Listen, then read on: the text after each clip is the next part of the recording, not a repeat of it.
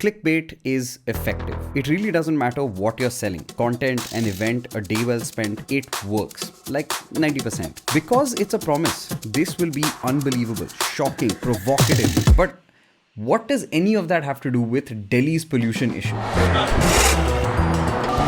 Even when news articles and videos use really eye-catching headlines, it's not that interesting anymore. But it is still important. Writer Casey Cole says that when risks are personal and dramatic, we're more likely to take them seriously. But pollution is everyone's problem, and it affects us over a very long period of time. Now though, it has been a long time. I grew up in this city. Over the past 20 years, I've seen it go from bad to worse. We've actually hit the limit of the AQ index and become one of the most polluted cities in the world. To be clear, yes, the October to December situation is because of a combination of crop burning, Diwali celebrations and industrial pollution, but it's this bad in Delhi because we already have poor air quality year round. Now usually this means you'll wear a mask or sit indoors with an air purifier, waiting for the numbers to go down from 500 to a more reasonable 450. So let's look at this from a different perspective. I want to look at the Delhi pollution issue through the lens of its worst affected and most vulnerable residents, female construction workers.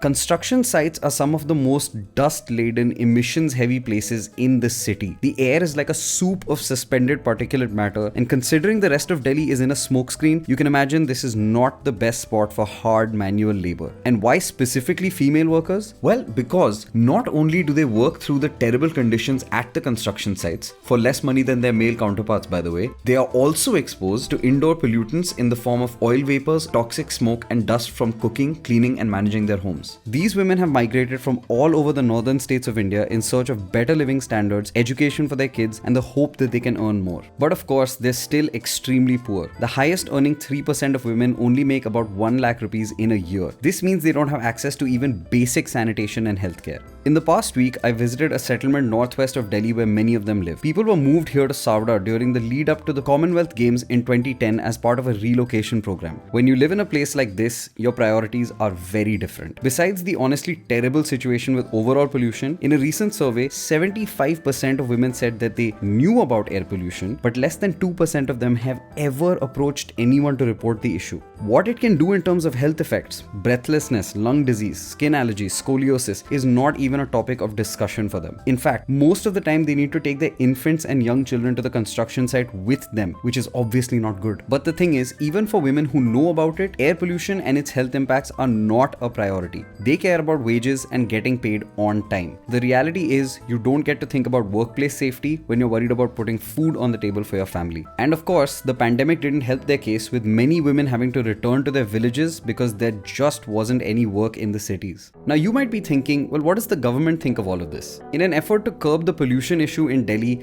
they have set up some guidelines for construction sites to follow, but I couldn't verify what was really going on there because the second thing that they've done is to ban all construction work during peak pollution time in Delhi. The government does understand the kind of strain this puts on construction workers, so they have offered temporary wage compensation in specific cases. But it was November when I recorded this, so I couldn't go to any construction sites, which is a minor inconvenience for me, but for a daily wage earner, that is their livelihood gone. The point is, these women need a voice beyond their own. It's easy for us to sit at home and complain about the issue, but they don't even have the choice. They have to go and work in this environment every single day. So what can we do? You and I, we have a choice. This was mine. This video is me sharing their perspective, mostly for two main reasons. One, we should use our position of power or privilege and try to help those who need it. And two, it's really bad right now, but it could get much, much worse if we don't start at least talking about the issue. We could all be looking at a situation where stepping out in Delhi becomes an eye-watering, lung-collapsing experience for most of the year. There's still time to save this city from what it's becoming. And what you can do is start by creating awareness. Share this video or tell people about the issue yourself. Now you know.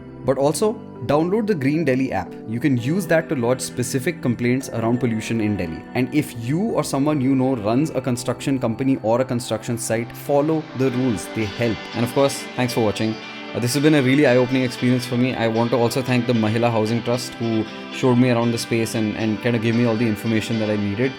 They're doing some fantastic work, and I'm sure we can still turn things around. Let's help Delhi breathe again.